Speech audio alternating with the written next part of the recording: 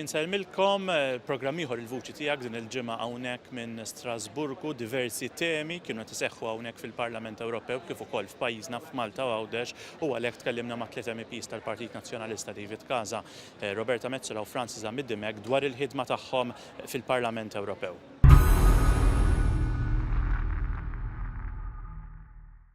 L-ewwel li tkellimna kien mal-Membru Parlamentari Ewropew David Casa. Bħal dan iż-żmien 16-il sena ilu konna għaddejjin minn kampanja elettorali ftit tal-ġimgħat biss wara ir-referendum dwar is-sħubija ta' Malta fl-Unjoni Ewropea. Kampanja elettorali qalila li iżda llum 16-il sena wara nistgħu naraw il-frott tagħha. Naraw x'qalilna l-MEP David Casa dwar ir-rwol tiegħu dakinhar u l-ħidma tiegħu matul dawn is-16-il sena.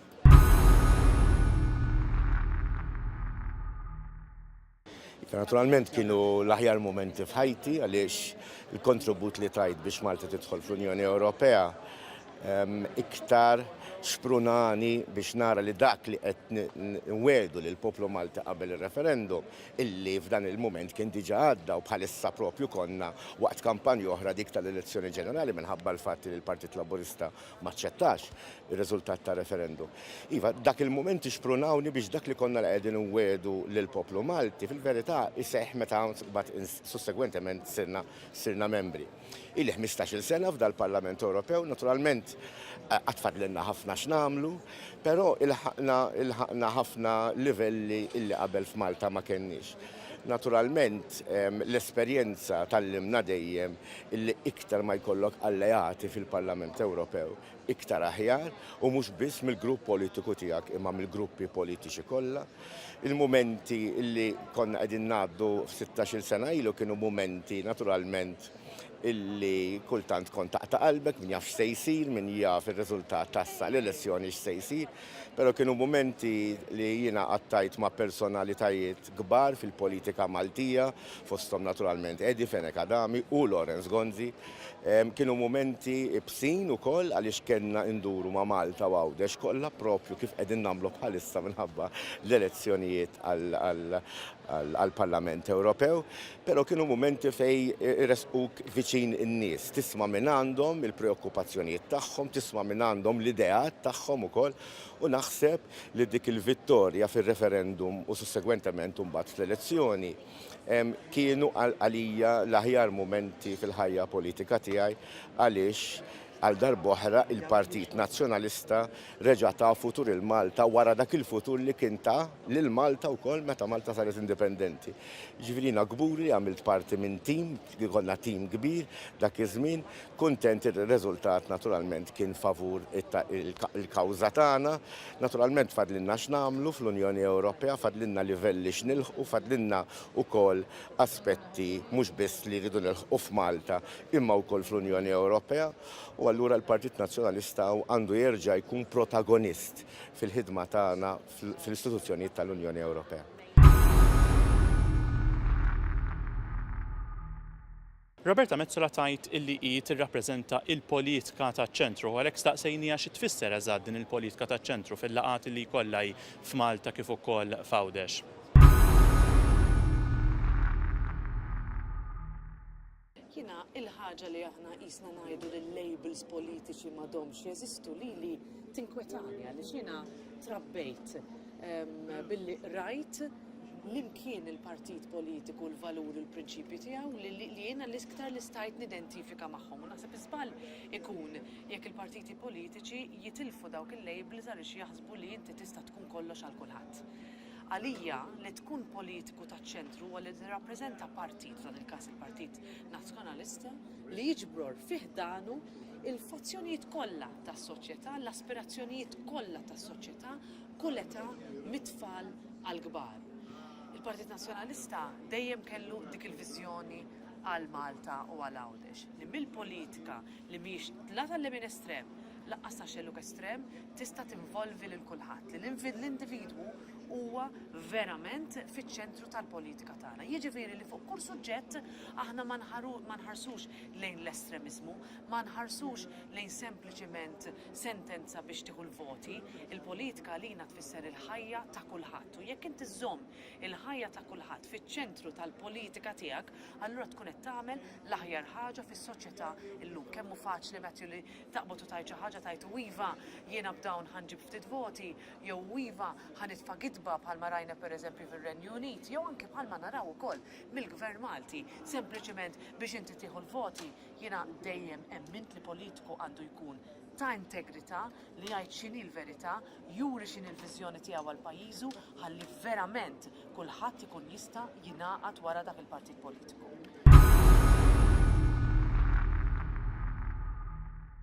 Tkellimna mal-MEP Francis Amid-Demek dwar żvilupp importanti li seħ matul din il-ġimgħa kif sar magħruf li l-YouTubers Maltin se jibdew jingħataw kumpens finanzjarju għax-xogħol li huma joħolqu li huma li kreaw u li jxerduh fuq Facebook. Żvilupp importanti għaliex l-MEP Amid-Demek ħadem tant fuq matul l-aħħar sena. Naraw x'qalilna l-MEP Amid-Demek.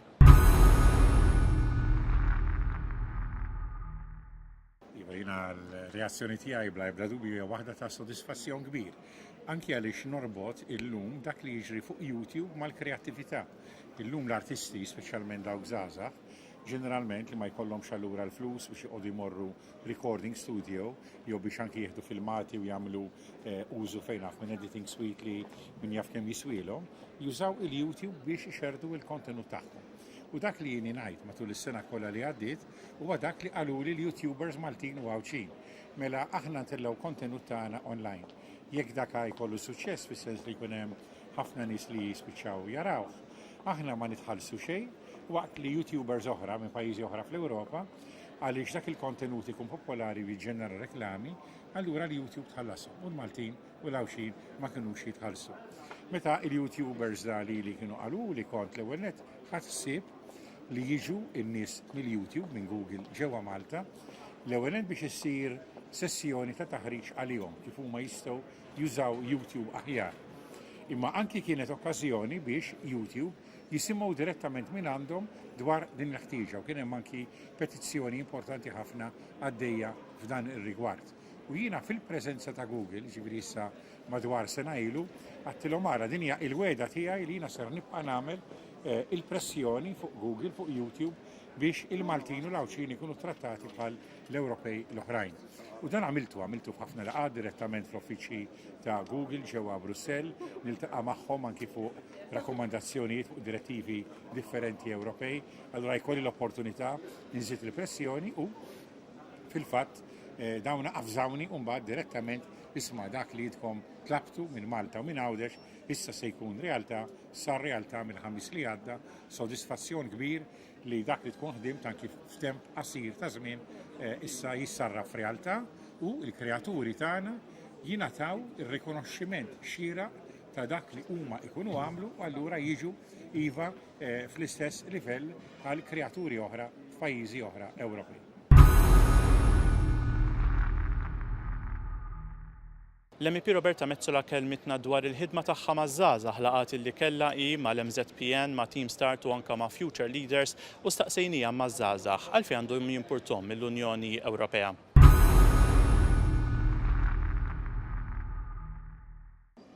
Jiena dejjem inħares lejn iż-żgħażagħ bħala dak l-age group li huwa tant attiv u jħares lejn il-politika għaliex irid ikun jaf il-politiċi li jirrappreżentawh min huma u kif jgħidu fuq ċertu affarijiet. U fil-fatt jiena indur ħafna skejjel l-università, każini u festi fejn iltaqa' ma' ħafna żgħażagħ fil-bliet u rħula Maltin u Għawċin u jistaqsuni pereżempju x'inhuma l-opportunitajiet għalija li nsifer lejn l-Unjoni Ewropea kif nista' jgħiduli u jdawruni madwar il-każin tagħhom biex jaraw jekk jistgħu jkollhom aċċess għal xi fondi Ewropej, jgħiduli imma jiena kif nista' forsi nidħol fil-politika u ninvolvi ruħi f'xi organizzazzjoni. Jiena risposta tiegħi hija jiena minn meta kont żagħżugħa bdejt jiena ili attiva fil-Partit Nazzjonalista minn mintu kelli 15 sena, kont ħalt dak iż-żmien fil-Moviment Żgħażagħ Partit Nazzjonalista u nħares lura lejn dak iż-żmien bħala waħda mill-isbaħ snin ta' ħajti fejn konna verament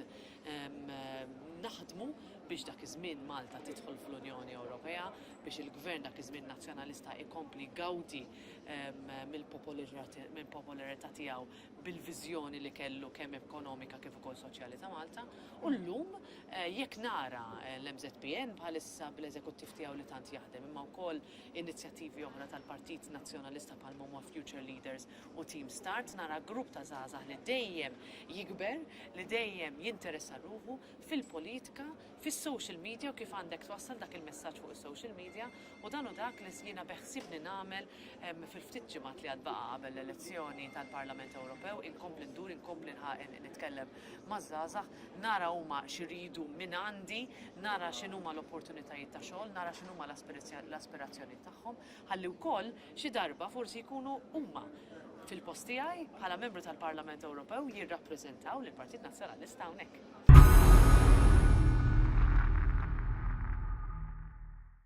Matul l-ħarjem l-MEP Francis Amidemek kellu laqat ma' uffiċjali ta' Facebook ġewwa Brussell u magħhom tkellem dwar l-importanza li kontenuti li jagħmel ħsara magħruf ukoll bħala hate speech u anke il-fake news, l-aħbarijiet nistgħu ngħidlek li jkunu folots jitneħħew kemm jista' jkun malajr minn naħa ta' Facebook. Sfida mhux faċli li iżda l-Parlament Ewropew qed jaħdem fuqha. Naraw x'qalilna l-MEP Francis Amidemek dwar din il-laqgħa.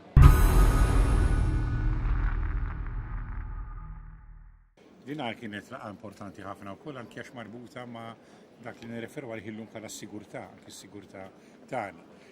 Kienet laqa marbuta ma' direttiva oħra ġdida li qed naħdmu fuqha fil-livell Ewropew, allura parti mill-ħidma tiegħi anke fil-Kumitat għall-Affarijiet Legali fuq il-kontenut anke terroristiku li jittella fuq Facebook, ikollok viżwali, ikollok biex ngħidlek stediniet daw li f'pajjiżi oħra jgħidulhom biex tirradikalizza l-elementi speċjalment żgħażagħ, tixrid ta' kontenut li jippromuovi mibeda, jippromuovi aggressjoni, li jwassal anki għal aġir li mhuwiex soċjali, u allura tara ir-rabta mbagħad kemm huwa importanti li nqogħdu attenti li ma jkunx hemm kontenut bħal dan anke biex inħarsu s-sigurtà tagħna. Aħna nikunu fil-paċi, fil-kwiet tad-djar tagħna. Naħseb l-aħħar ħaġa li rridu huwa li jkollok mezzi soċjali qed jippromuovu iktar aġir li mhux soċjali jew ta' aggressjoni, jew ta' violenza, jew anki ta' terrorizmu. Il-laqgħa kienet fuq hekk u parti mill-li qbilna huwa li jrid ikun hemm allura iktar inizjattivi min-naħa ta' Facebook biex kontenut bħal dan jitneħħa mill-ewwel, biex ikun hemm mekkaniżmu kif kontenut bħal dan ikun irrappurtat biex jitneħħa mill-ewwel u anki biex ikun hemm dik li qed ngħidulha awtorità kompetenti f'kull pajjiż tal-Unjoni Ewropea biex dik l-awtorità tkun tista' anki toħroġ ċertu ordnijiet tgħid hawn dan il-kontenut dan irid jitneħħa, remove l-order. Naturalment, hawn irridu nagħmlu l-bilanċ issa bejn li nħarsu s-sigurtà tagħna u nibqgħu nħarsu wkoll id-drittijiet fundamentali tal-bniedem, speċjalment il-libertà tal-espressjoni. Allura parti mill-enfasi li għamilt fil-laqgħa kemm mal-Facebook, però mbagħad fil-Kumitat għall-affarijiet kemm legali u anki fil-kamp kulturali fil-Parlament Ewropew huwa din l-awtorità trid tkun indipendenti. Immaġina jkollok pajjiż li juża awtorità li tiddependi biss fuq il-gvern biex jgħid x'kontenut jitneħħa u x'kontenut jitħalla. Mela dik trid tkun totalment indipendenti. Rat insemmi Facebook iva jiena tkellimt ukoll fuq it-tneħħija ta' kontenut li jippromuovi mibeda u inti semmejt il-fake news. Aħna f'Malta kellna l-eżempju fejn anke ntużaw personalitajiet Maltin biex mingħajr il-kunsens tagħhom iwasluna f'websites u dawk il-websites ikunu marbuta ma' scams li allura naturalment dak ikun kontenut li jagħmel anke ħsara lil min ikun qiegħed jasal hemm. Kellna każ ukoll ta' tfajjel Jake Vella fejn kien hemm min jipproduċa mim kontra tiegħu biex jiddieħaq bih dan bniedem qed jiffaċċja kondizzjoni medika rari, kellek min imbagħad tirribatta għal dik, imma iva rridu nevitaw mela il-mibeda, rridu nevitaw dak li mhuwiex veru, il-fake news, anke jekk ikun ġenerat minn sorsi viċin il-gvern, irridu nevitaw u nikkontrollaw b'iktar mod assolut kontenut ta' terrorizmu jew ta' aggressjoni għaliex il-medja soċjali edha hemm vantaġġ għalina qed niċċelebraw 30 sena minn meta bdejna l-World Wide Web, il-WWW, però ugwalment irridu nqogħdu attenti li dawn il-mezzi ma jintużawx kontra tagħna u jagħmlulna ħsara.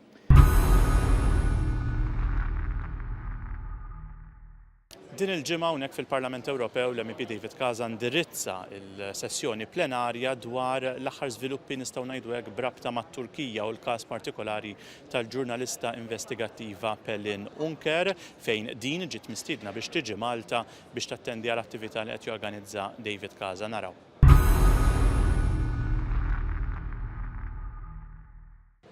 Iva, naturalment għandna vot importanti wara d-dibattitu li kellna l-bieraħ u jiena tlabt id-delegazzjoni tiegħi, ġifieri Robert u Francis biex nivvotaw favur li jiġu sospiżi n-negozjati mat-Turkija.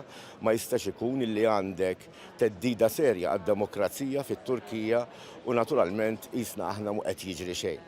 Speċjalment teddida għad-demokrazija fejn għandu x'jaqsam il-libertà tal-istampa. Hemmhekk għandek ħafna ġurnalisti li jinsabu l-ħabs, għandek ħafna torok li jinsabu l-ħabs. Fil-każ tagħna aħna qegħdin niddefendu lil Pelin Unker, din hija ġurnalista, hija żagħżugħa li għandha tarbija għadha titwielet, għandha ftit xhur, illi di għax kitbet u rrapportat fuq Paradise Papers għaliex inkludiet fir-rapportaġġ tagħha fatti illi fil-Paradise Papers hemm nies involuti mill-Gvern Tork. Dina diġà ingħatat sentenza ta' 13-il xahar priġunerija, issa qiegħda fi stadju ta' appell. Jiena stedinta biex tiġi Malta fil-fatt issa ħalli ikonna konferenza u nitkellmu dwar il-libertà tal-istampa fit-Turkija. Naturalment stedinta wkoll biex imbagħad takkumpanjani fil-Vigil li ssir kull xahar biex infakru l-assassinju ta' Defni Caruana Galizia. Issa jiddependi ħafna jekk joħorġux il-viżas mill-Gvern Malti għall-familja tagħha. Nispera li ma nagħmlux bħal Erdogan. Erdogan irid jitfaħħa l-ħabs il-Gvern tiegħu u jissepara minn din it-tarbija jekk teħel il-ħabs. Nispera li l-Gvern Malti iħallil din familja unita f'din il-viżita ta' 3 ijiem kollox li se tagħmel f'Malta biex nitkellmu dwar il-problema tal-libertà tal-istampa. Naturalment jiena tlabt il-bieraħ ukoll waqt id-diskors tiegħi lill-membri parlamentari, lill-Kummissjoni u lill-Kunsill biex jagħmlu pressjoni fuq il-Gvern Tork biex dawn il-proċeduri kontrija jispiċċaw. Għaliex mhuwiex sew illi fatti li rrapportati li ma ġewx innegati illi kien hemm involuti tfal tal-Speaker li dak iż-żmien kien Prim Ministru u wkoll relatives tal-President Erdogan għax tirrapportata biss għandha tispiċċa l-ħabs u tbagħti dawn il-konsegwenzi. Jiena naħseb illi anke ħabba dal-każ biss it-Turkija ma tistax issir membru tal-Unjoni Ewropea.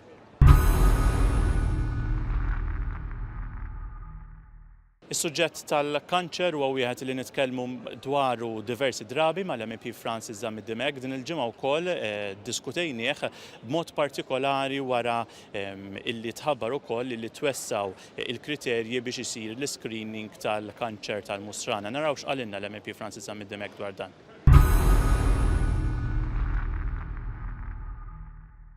Naħseb xieraq li nibda billi nifraħ lil dan il-professur jiena kelli l-opportunità inċidentalment anke niltaqa' miegħu meta konżort il-laboratorji li għandna ġewwa l-Università ta' Malta bħala parti mill-ħidma tiegħi fil-qassam tal-ġlida kontra il-kanċer.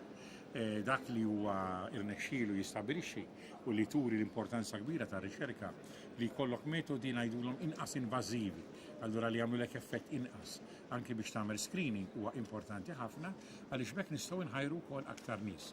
Nilqgħu wkoll l-aħbar li twessat il-firxa ta' persuni li jistgħu jagħmlu l-screening kontra il-kanser li jiena rrid nappella wkoll huwa li mhux biss ikollok l-screening imma li jkollok programmi u li jkollok informazzjoni fejn in-nies ikollhom iktar għarfien, ikollhom iktar informazzjoni. Għaliex hekk inti tara il-perċentwali tara li qed ikollok perċentwali għolja, pereżempju fuq colorectal cancer, fuq breast screening cancer, li avvolja għandek is-sistema li tista' tmur għall-screening ma jkollokx dak il-take-up ħanajdlu hekk totali li inti tixtieq. Tispiċċa b'nofs in-nies xi kultant anki iktar minn nofs il-persuni li xorta waħda ma jmorrux. Allura rridu dawn inkoraġġuhom anki bi programmi f'dak is-sens. Jiena fil-proposti li qed inressa u se nkompli nressa anki permezz mal-kollegi tiegħi fi ħdar il-Partit Nazzjonalista nagħmlu ħafna enfasi fuq screening, fuq programmi ta' taħriġ, kif ukoll fuq ir-riċerka. Fir-riċerka kif urina wkoll dan is-suċċess tal-Professur Malti hija xavetta wkoll għall-kura. Aktar ma tinduna malajr li jkollok kondizzjoni ta' kanser jew aktar ma serraħ rasek malajr huwa dejjem ta' benefiċċju għall-pazjent. U meta tinduna kmini, il-probabilità li allura jkollok fejqan effettiv hija ferm ikbar milli meta tinduna u li forsi għal ħarsqat f'xi każijiet ikun tard wisq. U din hija ħidma li iva gburi li nkompli għaddej biha anki b'koordinazzjoni mal-NGOs Maltin, anki b'diskussjoni ma' pazjenti, ma' nies fil-professjoni medika biex dejjem inwassal il-vuċi tagħhom fil-Parlament Ewropew. Brexit matul l-aħħar jiem kompla jiddomina l-aħbarijiet lokali u anka internazzjonali b'diversi żviluppi. L-MEP David Casa kellimna dwar dawn l-aħħar żviluppi u dwar it-triq l qudiem għar-Renju Unit u l-Unjoni Ewropea ftit tal-mumenti biss wara l-ewwel vot din il-ġimgħa fil-House of Commons. Naraw. Jina il-insegwi dan il-suġġett, naturalment aħna Malta close ħafna tal-Renju Unit u allura segwejt b'interess anka minħabba l-fatt li għandna ħafna Maltin jgħixu fir-Renju Unit. Propju fuq dan intqajt ma' Michel Barnier illi huwa rappreżentant tal-Kummissjoni tal-President Jean-Claude Juncker biex il-estidil illi sfortunatament il-bieraħ ma ġiex aċċettat mill-House of Commons, mill-Parlament Ingliż. Iva, ma Barnier kont kellimt normal biex naraw il-mod ta' kif ħajġu affettwat il-Maltin li jgħixu fir-Renju Unit u kien assigurani illi il-rights tagħhom mhux se jiġu mit-tifsa, naturalment bħalma ma kienux ħajġu mit-tifsa ir-rights ta' kull Ewropew li jgħix fir-Renju Unit. Sfortunatament il-vot tal-bieraħ dana issa tefa l-Ingilterra fi kriżi, l-Renju Unit fi kriżi. Sissa għadni ma nafx għax qed nirrekordjaw bħalissa il-vot tal-lejla illi se jkun dwar li l-Ingilterra titlaq mingħajr deal illi ma naħsibx illi ħajsir dan, jiena naħseb illi għal darba oħra jerġa' jkun hemm vot kontra li l-Ingilterra titlaq mingħajr arranġamenti. Naturalment imbagħad ikun għatfadal vot ieħor għada dwar jekk għandix tiġi estiża id-data. Bażikament huwa fidejn il-House of Commons issa li tajdilna x'maġġoranza għandha u fl-ima triq tixtieq li aħna bħala l-Ewropa nimxu. Jien nixtieq, jekk tgħidli li jien nixtieq li l-Ingilterra ma toħroġ mill-Unjoni Ewropea, naturalment hemm deċiżjoni b'referendum, però naturalment ikun kuntent ħafna jekk il-ċittadini tar-Renju Unit ġara darba l-Parlament jidher illi mhux se jkun hemm maġġoranza għall-ebda tip ta' triq oħra, jiena naħseb illi ikun demokratiku illi jerġa' jingħata ċans il-poplu Ingliż issa la nafu xi fisser li titlaq l-Ingilterra, ir-Renju Unit mill-Unjoni Ewropea, issa li nafu li ħafna mill-premessi li kienu saru ma kinux reali. Jiena naħseb ma tkunx idea ħażina kieku ir-Renju Unit jerġa' jingħata ċans illi jagħti verdett ieħor dwar x'għandha tkun ir-relazzjoni tal-Ingilterra, tar-Renju Unit u l-Unjoni Ewropea. Naturalment però għatfadal ħafna spekulazzjoni dwar x'se tagħmel Theresa May tibqax Prim Ministru dwar jekk ikun hemmx referendum dwar jekk jitilqux mingħajr arranġament. Jiġifieri sfortunatament ninsabu f'din is-sitwazzjoni li mhijiex tajba xejn la għar-Renju Unit kif ukoll għall-Unjoni Ewropea. Allura iktar ma niddeċidu malajr iktar aħjar anke għas-swieq internazzjonali għaliex kif nafu dawn qegħdin jiġu affettwati b'mod negattiv.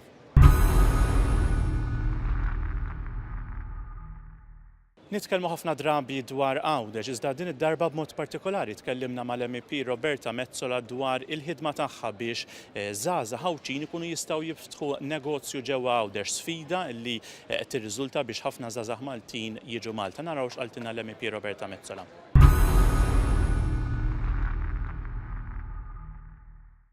Naħseb wasal iż-żmien li minflok nitkellmu biss dwar l-aċċessibilità, jiġifieri hija li din hija xi ħaġa importanti ħafna kif dejjem tkellimna f'dan il-programm għandna nħarsu mhux biss lejn ir-raba vapur imma l-ħames il-fast ferry fejn huma x'tip ta' aċċessibilità qed inħarsu biex għall-ħajja tal-Ħawċin li jitilgħu jinżlu lejn Malta kuljum dik il-problema tittaffilhom. Sissa dan il-gvern frankament għamel ftit li xejn jekk mhux xejn, jiġifieri dejjem nitkellmu f'kull budget naraw ministru wara ministru jipprova juri li s-sitwazzjoni qed titjieb.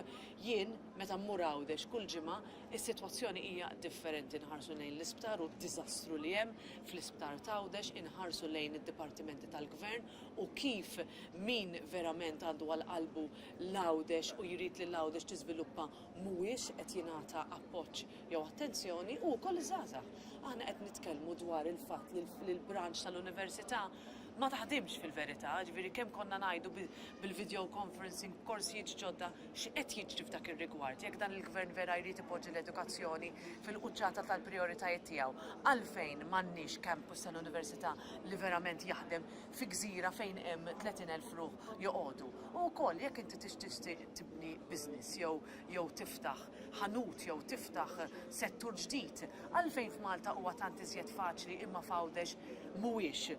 Naħseb wasal iż-żmien li bħala gvern, bħala pajjiż, bħala oppożizzjoni, rridu nħarsu lil minn short-term measures u naraw kif nistgħu ngħinu liż-żgħażagħ Għawġin biex jibqgħu fil-gżira ta' Għawdex, mhux għaliex ma jridux imorru lejn Malta, imma l-inqas għandna intuhom l-opportunità li jibqgħu f'Għawdex il-ġimgħa kollha. U hawnhekk ukoll hemm bżonn iva nħarsu lejn inċentivi fiskali li nagħtu għajnuniet speċjalment liż-żgħażagħ ta' natura monetarja, nagħtu għajnuniet għal min irid jixtri l-ewwel proprjetà biex jintuża għan-negozju tiegħu jew anki biex jgħix fih, ħalli verament inkunu nistgħu ngħidu li qed nagħtu attenzjoni lil Għawdex, ma nitkellmux biss dwar Għawdex meta jiġi l-budget, imma naraw ukoll anki fil-kuntest illum li qed ninnegozjaw il-pakkett li jmiss finanzjarju għal Malta f'dan l-Unjoni Ewropea. X'tip ta' attenzjoni, x'tip ta' numru ta' fondi ser jingħataw lil Għawdex. Irridu nibdew nitkellmu konkretament bin-numri kif ser naffettwaw lil kulħadd b'mod pożittiv. Naħseb wasal iż-żmien u jiena nirringrazzja lil tant Għawġin żgħażagħ u adulti l-istess li kull ġimgħa jgħiduli tkellem iżjed dwar Għawdex, inti tirrappreżenta wkoll l-Għawdex fil-Parlament Ewropew. Hawnhekk jiena m'iniex rappreżentanta tal-Maltin biss, jiena rappreżentanta ta' kull distrett inkluż Għawdex u hekk nixtieq inkompli nagħmel bil-fiduċja tal-elettorat f'Mejju li ġej.